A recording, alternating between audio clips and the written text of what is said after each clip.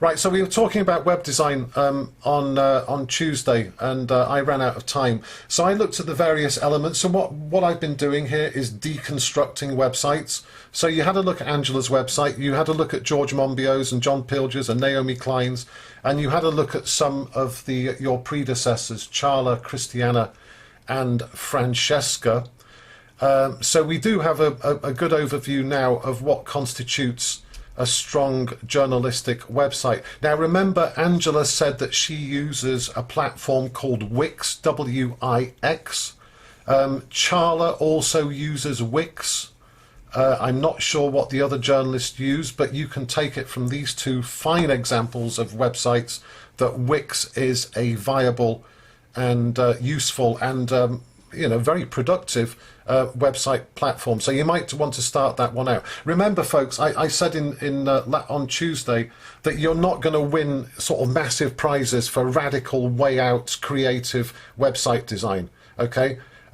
Angela also said, she said maybe get somebody else, a professional, to design it for you. That's not part of the scheme. I think I said that last week on Tuesday. One of my previous students had got his mate to design it. I want you all to do it. You need to become self-sufficient. It's very important that you learn to do these things, because having these extra skills can really help for the remainder of your career.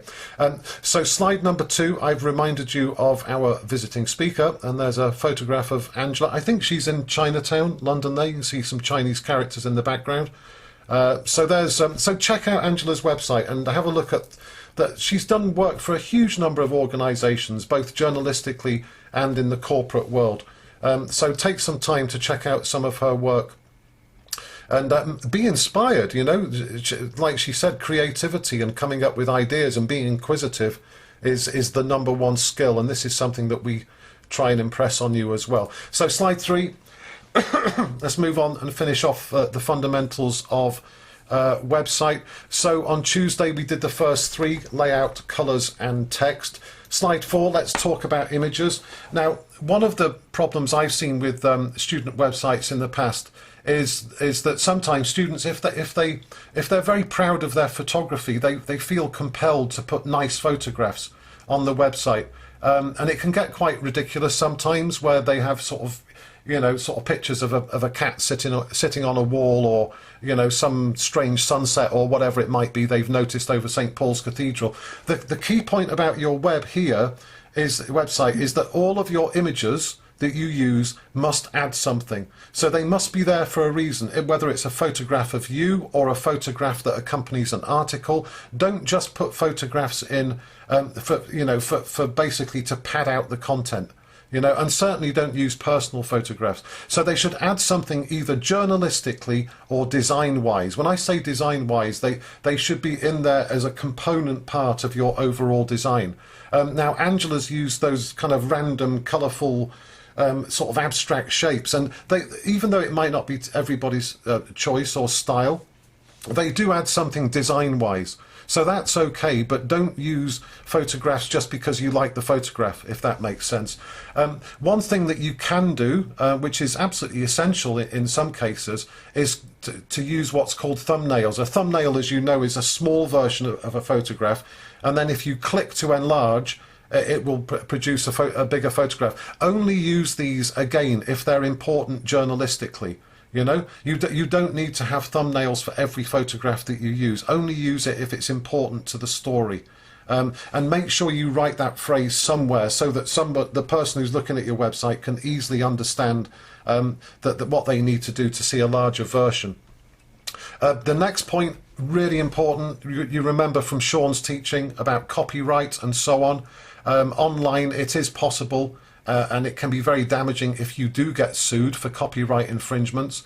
So if you use a photograph that's yours, then credit the photograph with your name.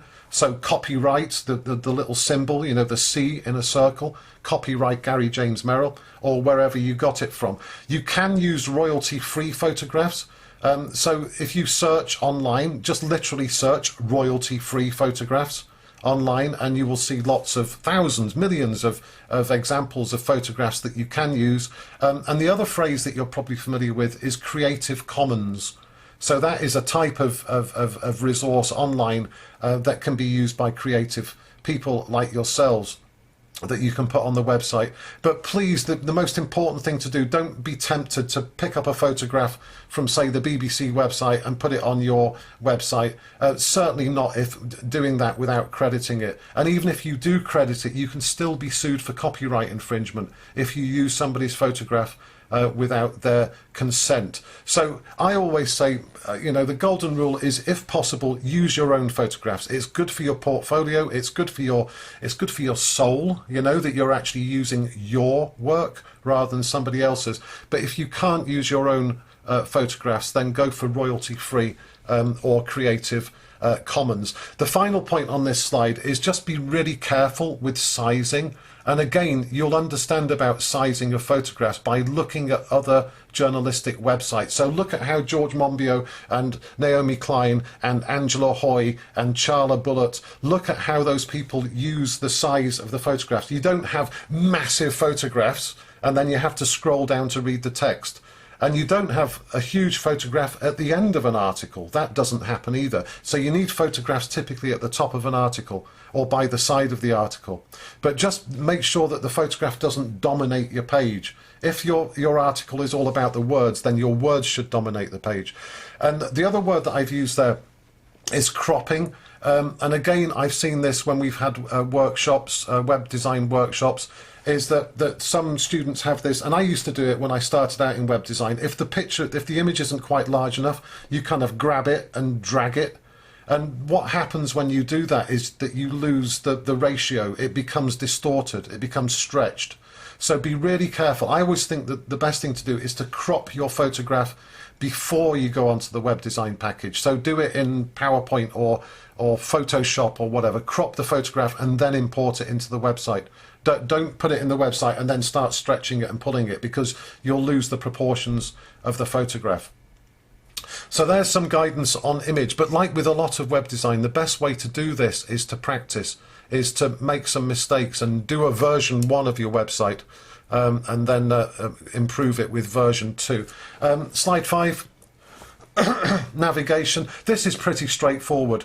And with web design packages like Wix and GoDaddy, the navigation is pretty much done automatically. You just fill in a couple of boxes and the package will produce the navigation for you. The golden rule here, of course, is navigation must be clear and obvious.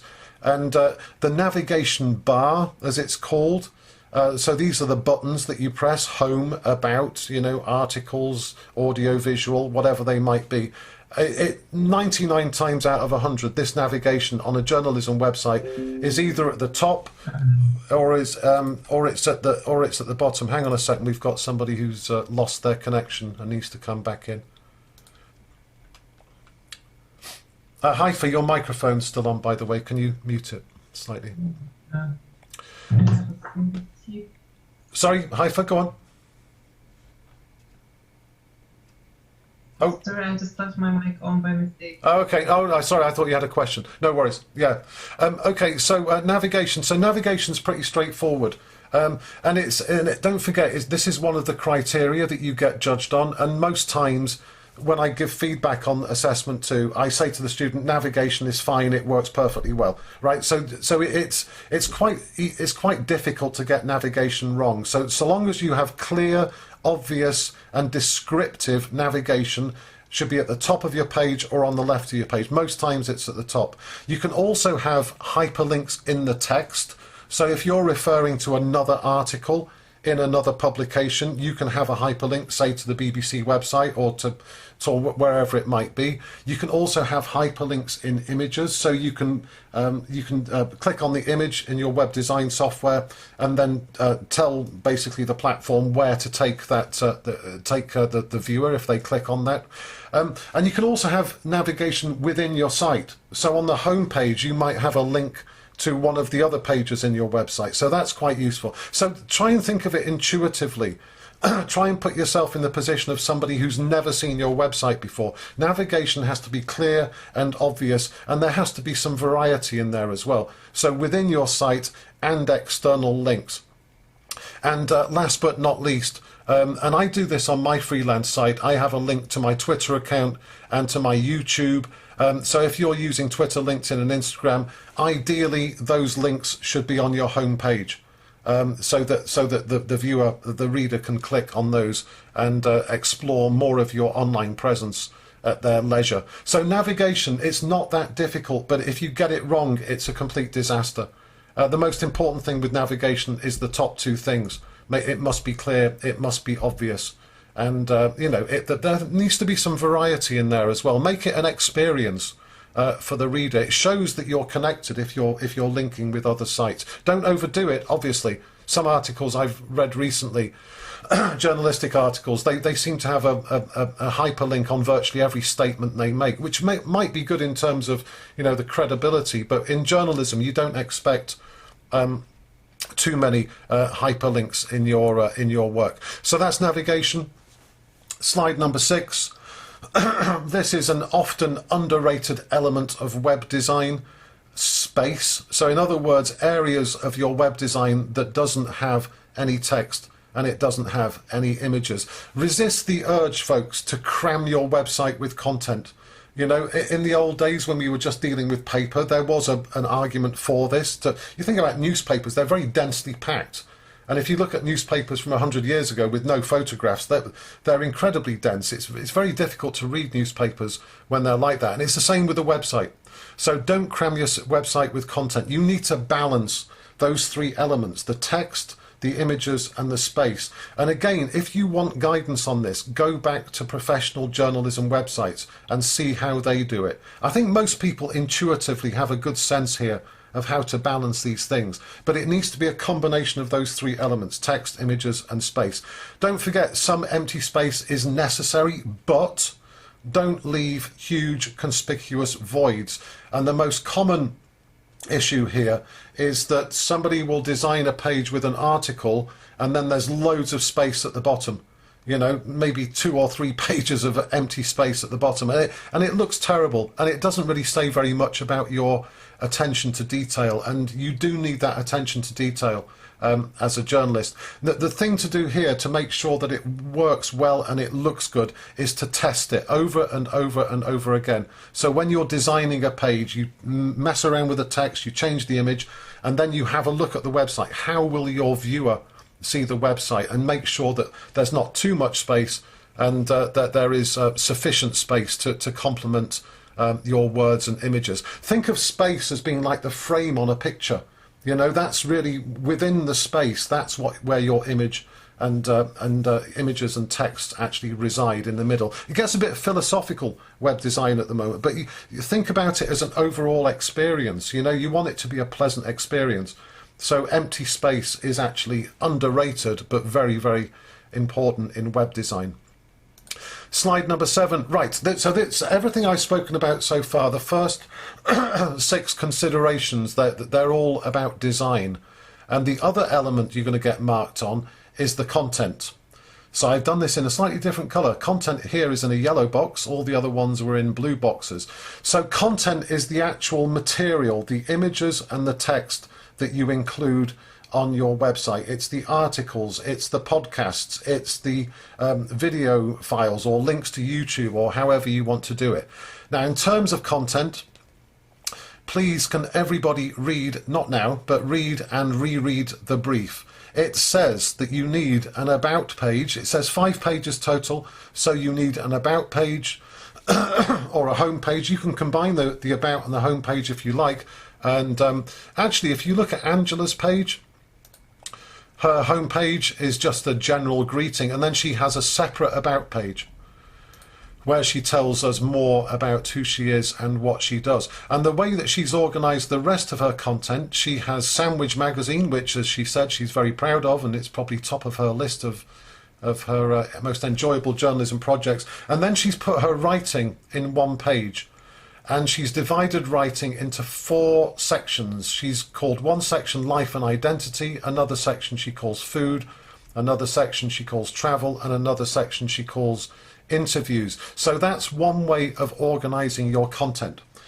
So she's put 4 in one. You could do those 4 pages as separate as separate items on the nav bar if you want. You can either organise by the type of journalism, so you could put all your news stuff reporting in one section, your reviews, so reviews, things like movie reviews, fashion show reviews, gig reviews, on another page, and you can do profiles, or as Angela calls them, interviews, on another page, or you can organise them by a subject, so politics, sport, fashion, economics, architecture, whatever it might be, or you can do it in terms of medium. You can do words on one page, audio on another page, video on another page, photography, for example, on another page. So the choice is yours, so long as it makes sense, number one, and number two, so long as it ties in with your plan A, plan B strategy. So where you want to take your career. So if you want to be a war reporter, you should perhaps think about dividing up your content in terms of have a whole section on war reporting. You know, that's your plan A. If your plan B is fashion, maybe you can have a whole section on fashion, and then you have the articles and the other work coming off the back of those. The content, the brief says at least 5 pages. And as I said on Tuesday, some students in the past, they've tried to do the absolute bare minimum. I wish I could specify more. I would say the more the better, because it improves your credibility. It improves your reputation, if you like, as being a prolific and creative journalist. But only put stuff on there if it really is good enough to go on there. Choose your other content very carefully. Don't just put stuff on there because you want to fill space. You know, assume that people will read it. So it does have to be relevant, it does have to be well written, it does have to be well structured, and it does have to be accurate in terms of punctuation and layout and so on. So don't just put stuff on there to fill space. And final point, don't underload or overload. It has to look like a professional journalism website. So you need to show the world that you are prolific and creative, and you do have a clear idea of where you want your career to go, and a clear idea of who you are right now as well. So that's content. The key point here, folks, is reread the brief, and I will over the next few weeks. I will look at version 1s of websites, by the way. So that's what I encourage you to do over the Easter period, and we'll talk more about this either next week or the week after, whenever we don't have the assessments. So that's content. And finally, slide number 8. This applies to absolute. Haifa, I'll answer your question in 1 minute. This applies to absolutely everything that you do. You need to proofread. This is something which I stress and double stress and quadruple stress. Key point at the top, some web design packages don't have a spell checker. The one that I've been using for the past 10, 12 years, it's one of my frustrations, it doesn't have a spell checker. So if you type directly into the website and you make a spelling mistake, it will not be picked up by the website. So the way to get around this is to do your copy, to do the content in Microsoft Word, use the spell checker, and also use your skill and judgment to adjust it and to fine-tune your words. The next thing you need to do before you launch it to the world is to make sure your website works.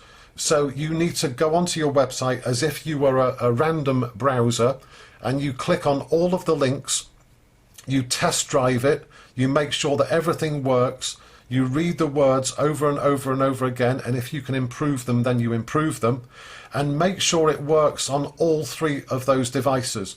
So as you know, these days, a lot of people look at websites only on their phone. So your website needs to work on a phone, and it needs to work on an Apple phone and an Android phone as well, because I found out, much to my disappointment, that they don't sometimes they don't have the same display of the website, and tablets, and also on laptops. So you need to test drive it. Nobody else is going to do it for you. It's your responsibility. It's your website. So you need to test it as you work on it, and test drive it as you work on the design. Don't just leave it until the end. Test drive it as you go along. And I really can't emphasize this enough. Just check it and check it and check it again. And I still look back at my website, which I designed 6 years ago, and I still look at it and I think, oh, I could have phrased that better. So it's a never-ending process, proofreading. But just please remember, everybody, this is your big statement to the world. And if it's got mistakes on it, if it's got spelling or punctuation or notational errors, then people will make judgments on you. Let me just finish off, Haifa, then you can ask your question on this part. Slide number 9, just recapping on what we did on Tuesday and today. There are 6 design elements to ponder, and there's also the one in yellow at the bottom, the content. So if you get all of those right and you follow the principles that we've discussed and you take inspiration from professional journalists and you inject your own sense of style and your own plan A, plan B and where you want your career to go, then there's no reason why you shouldn't get a high mark in this assessment. Haifa, question. Yeah, I wanted to ask actually on Tuesday, but we didn't have the time. Can I use other platforms like Squarespace because it's fairly user-friendly and I think it's cheaper? And when it comes to WordPress, because it's a basic web design, and all that, if I use it because it's free, will that makes me get a lower score, or my final grading will be judged according to No. Let me just say, in terms of platform, folks, it's completely your choice. Completely your choice. So if you want to use Squarespace, Haifa, then that's completely your choice. I would suggest, you know the phrase, don't reinvent the wheel. And we've had advice from 2 journalists who both advise Wix.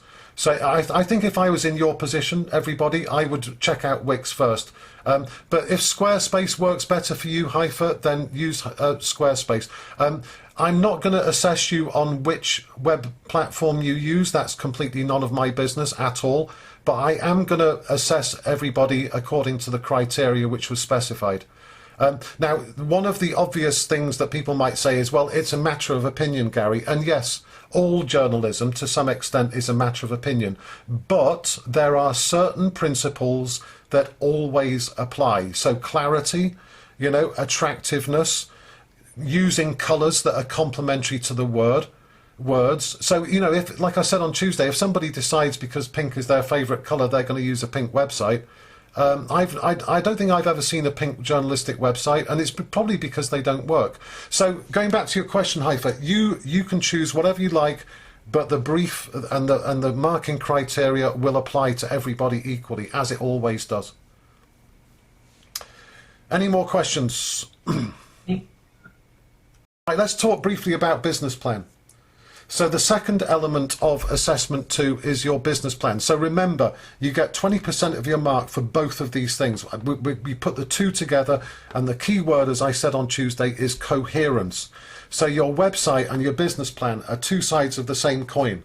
Okay, so your business plan essentially is this is future tense. This is future tense. So you want to talk about your intentions. You want to use the word will. You know, this I will do this and I will do that, and this is where I want my career to go. Your website essentially is a statement of where you are right now. You know, it's like your CV. Your website is saying this is me now. Your business plan is where you want to go.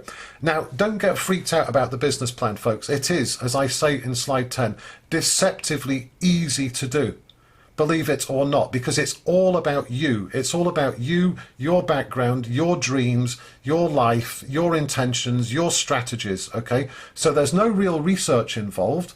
It's all about what you want to do. And I hope, second point, that you've all been dreaming of this moment since you began in September 2020. So this is your big statement. This is moving from education into the world of work. Or if you've already been a journalist, it's moving back into the world of work, maybe going in a different direction.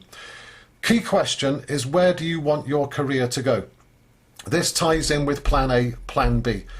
And to do that, you need to have, obviously, a destination. You need to have, for example, where your experience and your background and your knowledge, this is the plan A. This is me being a business journalist. So if I were doing this, I would say my plan A is being a business journalist. I've got a degree in business. I've worked in business. I've got lots of knowledge. That's my plan A. But also my plan B was the travel journalism, which took me a long time to do.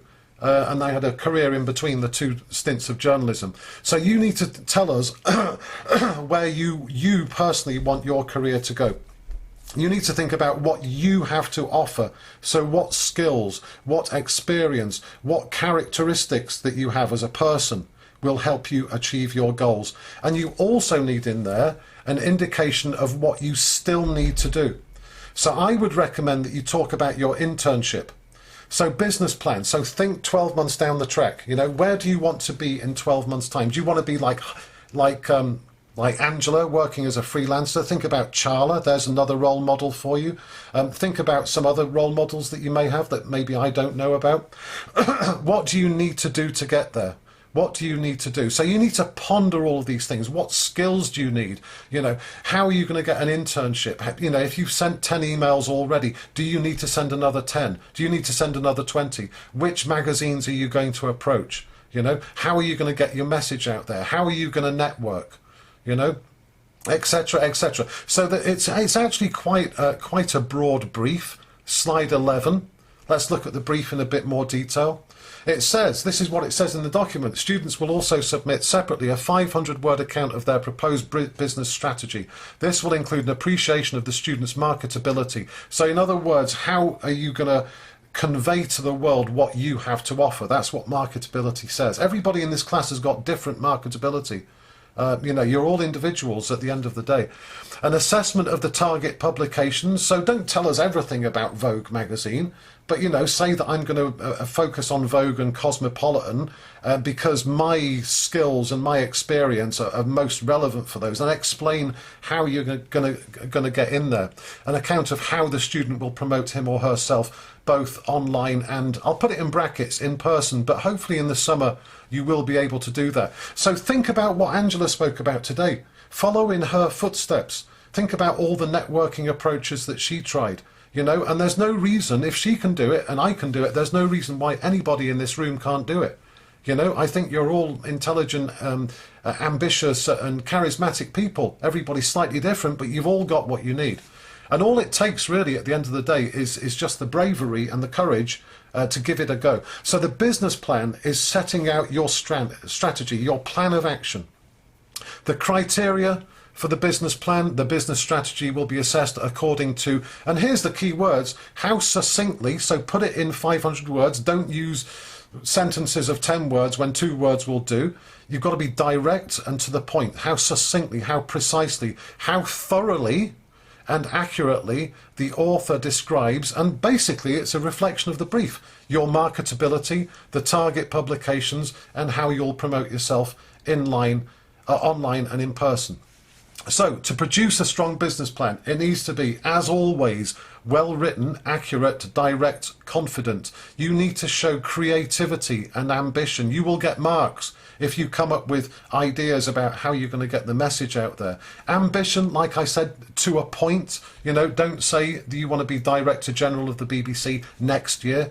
Hate to tell you this, probably won't happen, but set your sights high. If you want to work for the BBC, tell us that you want to work for the BBC and tell us how you're going to get a start, get a job at the BBC. You need to also include an appreciation of your own strengths. Don't be boastful. Just say, you know, you're particularly good at feature writing. You're particularly good at podcasting. And you're going to capitalise on those skills and that experience to forge a career in those areas. Include your work experience so far and your internships if you've started to do them, because that will demonstrate that you've got credibility. Your plan needs to be viable and doable. You know, like I said, Director General of the BBC, probably not, but there's no reason why you can't say that you want to get a trainee position at the BBC. And I've highlighted in blue 3 words, details and specifics. So please don't be vague. Tell us exactly what you're going to do. You know, tell us that you are going to join the NUJ and that you are going to go to the freelance branch meetings and that's where you're going to network. Don't just say, I'm going to join journalism organisations. Tell us which ones and tell us what you're going to do. And I've highlighted this because in the past, when I've marked business plan, that is the #1 piece of feedback I give. We need more details. We need more specifics. And also, finally, point number 7, how will you promote yourself? Tell us specifically how you're going to promote yourself. We want details, okay? So essentially, that's the brief, and it is intentionally relatively open-ended. So you've got a limited brief and you've got 100 words criteria, and you've got a little bit more advice as well. Now, the reason we do this is because, folks, you are, 2/3 of the way through an MA course. So you should now be in a position where you're starting to feel comfortable with transitioning into the world of work. And the best way to do it, the best way to get confidence, the best way to improve, it's been demonstrated in pretty much every university course since the dawn of time, is that the best way to improve is to do it. Okay, it's your plan. Here's the brief.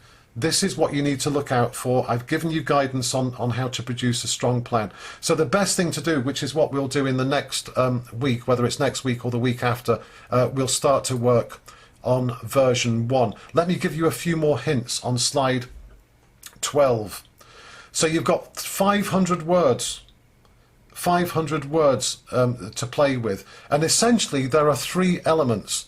So think about the structure of your business plan. The 3 elements are the student's marketability. That's element number 1. Element number 2 is the assessment of the target publications. When I say publication, I don't just mean magazines and newspapers. I mean websites, I mean TV stations, I mean radio stations. So that's element number 2. And element number 3 is an account of how the student will promote themselves online and in person. So think about the structure. 150 words approximately for each of those 3 elements. Again, I come back to it. Detail, not vagueness. So you will get credit for giving us detail here. Think about your plan A and your plan B. Not sure. I put it in speech marks. Not sure that you should really use that in the business plan. The reason I say that is because your work will be moderated by a professor from another university, and he or she might not know what plan A, plan B is. So talk about your primary objective, or your secondary strategy. It's always useful to have 2 strategies, and you can write it in the first person because it's all about you, right? So it's your plan. So you can say I, me, mine, and so on. And rather ambitiously, I said at the bottom, write version 1 in the remainder of the class. Don't do it now. We don't have time. We've got 7 minutes. But we will do it either next week or the week after. So let me just round off, because I have to dash at 12 o'clock and go and do something else, unfortunately. Let me just round off with some homework. So what you need to do, folks, as homework, before the next lecture, whether it's next week or the week after. By the way, everybody assume that Tuesday we will have the lecture at the same time as normal, so there's no change there. So before the next lecture, over the weekend, do some more homework on websites. So have a look at Angela's, have a look at Charla's, have a look at the other 6 that we looked at on Tuesday. Find some other journalistic websites of journalists that you admire.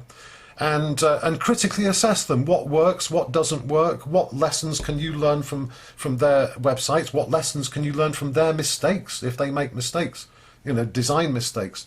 So critically assess more websites, and then I really recommend that you make a decision soon. Choose a suitable website hosting platform. 4 options. The one which comes out time and time again is Wix. Will there be examples of each? I'll come back to that in a moment, Marwa. Marwa's just asked a question. 4 options. Yeah, so GoDaddy, WordPress. We've had some... WordPress doesn't seem that brilliant these days. Moonfruit, I'm not sure I'd recommend that. So GoDaddy and Wix. And Haifa also recommended Squarespace as well, or she said that's one she's going to explore. Take times to review the capabilities. So go to these web platforms and check out what they will do, what they can do, what their functionality is. And the final point, make sure you know the cost, because some of them are free. And I always say about free stuff is free for a reason. Free stuff is free because it's not very good. Free stuff is free because you can't have huge capabilities. So I think it is actually worth investing, I don't know, £5 a month. I think I pay 70 quid a year for mine, and you get all the functionality. And I know that times are hard, but think into the future, folks. Think ahead. Think 1 year, 2 years down the track. Hopefully, like Charla's doing, you'll still be using the same website. So it's good for consistency. So make sure you know the cost. I recommend, if you can afford it, to splash out about £5–10 a month even, to make sure you get the full functionality. The point in red, I've put it in red because it's really, really important. Now, look at Angela. Angela is a classic example yet again. Her website URL is angelahoy.co.uk. So if you have a distinctive name, I've got a relatively distinctive name, but it's a bit too long. I do own GaryJamesMerrill.com, but it's too long. Angela's quite lucky because she's got 10, 11 characters in her full name. So if you've got a relatively short name and it's relatively distinctive, see if you can buy, for example, where are we? Harris. So harrisslato.com. That would be a great URL, and it's memorable and it's directly related to the person who has the website. So check out to see if your name is available as a .co.uk or a .com, or if you're in another country using the suffix relevant to that country. But really think about it. And again, you know, like email addresses, please don't try and put jokes in, you know, don't try and make the reader laugh by having a witty and crazy URL. It's professional. So ideally, see if you can get your name. And also for next week, make sure that you've got access to content, articles that might go on the website and photos that might go on the website. So that's what you need to do for next week. And finally, oh, there isn't a finally, that's just my title slide as slide 14. So that's what you need to do for next week. Marwa, when you say will there be examples of assignments on Moodle, do you mean previous assignments? Is that what you mean? Yes, that's what I meant. Yeah, okay, I can understand why you're asking that, Marwa, but the answer is no. I mean, there's examples of websites. You've got Charla's website, you've got Christiana's website, you've got Francesca's website. I'm always reluctant to do this because I want you as MA students to figure it out for yourself. The business, I mean, are you thinking specifically, Marwa, about the business plan? Are you thinking, God, I've never done a business plan before, I don't know where to start? Yeah, that is what I was thinking. I know there's a brief and it's quite thorough. Yeah.